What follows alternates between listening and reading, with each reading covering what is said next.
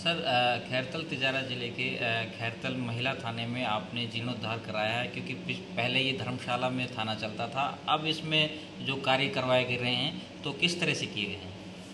देखिए, ये थाना पहले एक धर्मशाला के रूप में था। धर्मशाला से में इसमें दो दीवारें मात्र थे और इसमें एक ऑफिस में, एक का तो ऑफिस बना रखा था, एक में एसएचओ बैठता था। एक जगह बैठते थे, परिवादी आते थे, बैठने की व्यवस्था नहीं थी, परिवादियों को सही ढंग से सुनने की जगह नहीं थी। तो इसको थोड़ा सा अटपटा सा महसूस हो रहा था। पोस्टिंग हुई जब, तो लोगों से थोड़ा सा वो करके, लोगों को प्रोत्साहित करके और जन सहयोग के माध्यम से इस थाने में मेरे द्वारा जीर्ण उद्धार कराया गया है।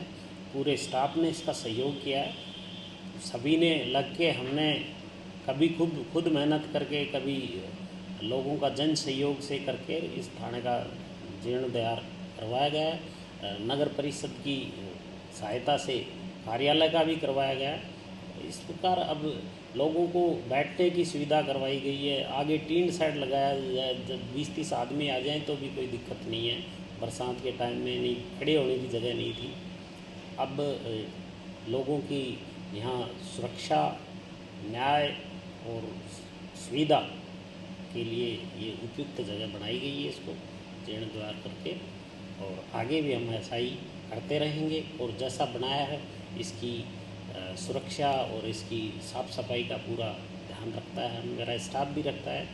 और एक कर्मचारी जो सरकार से लगी हुई है अस्थायी रूप से सफाई कर्मी, उसके द्वारा भी किया जाता है।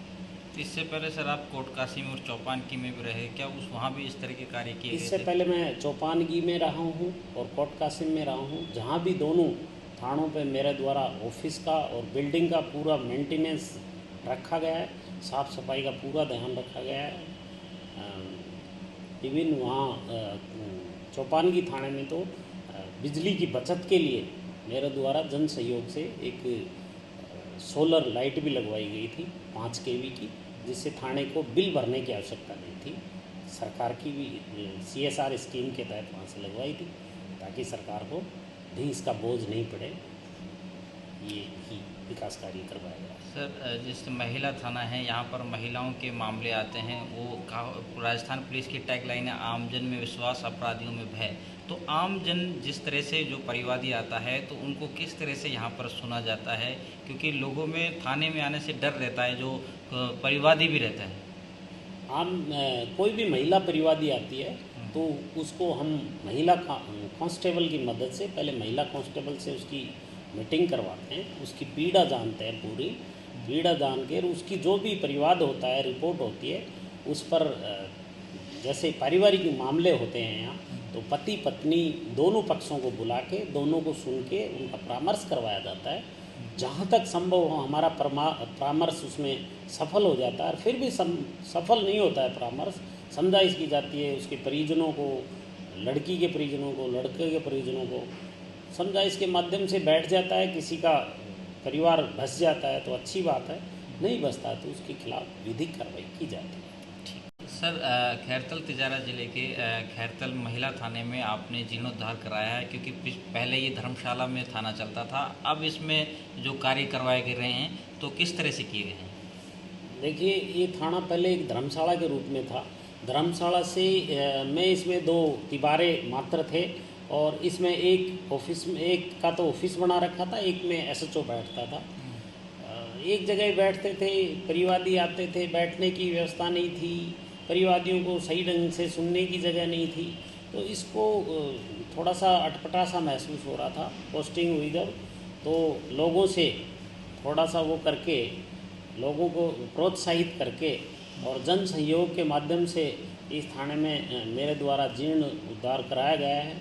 पूरे स्टाफ ने इसका सहयोग किया है, सभी ने लग के, हमने कभी खुद मेहनत करके, कभी लोगों का जन सहयोग से करके इस थाने का जीर्णोद्धार करवाया गया है। नगर परिषद की सहायता से कार्यालय का भी करवाया गया है। इस प्रकार अब लोगों को बैठने की सुविधा करवाई गई है। आगे टीन शेड लगाया जाए, जब 20-30 आदमी आ जाएं तो भी कोई दिक्कत नहीं है।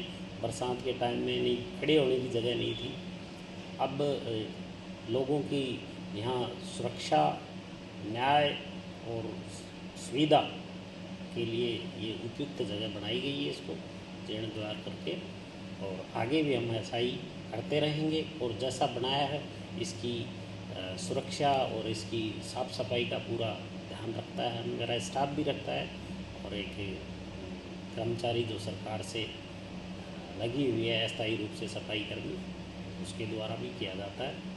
इससे पहले सर आप कोट कासिम और चौपानकी में भी रहे, क्या उस वहाँ भी इस तरह के कार्य किए गए इससे थे? पहले मैं चौपानगी में रहा हूँ और कोट कासिम में रहा हूँ, जहाँ भी दोनों थानों पे मेरे द्वारा ऑफिस का और बिल्डिंग का पूरा मेंटेनेंस रखा गया है, साफ़ सफाई का पूरा ध्यान रखा गया है।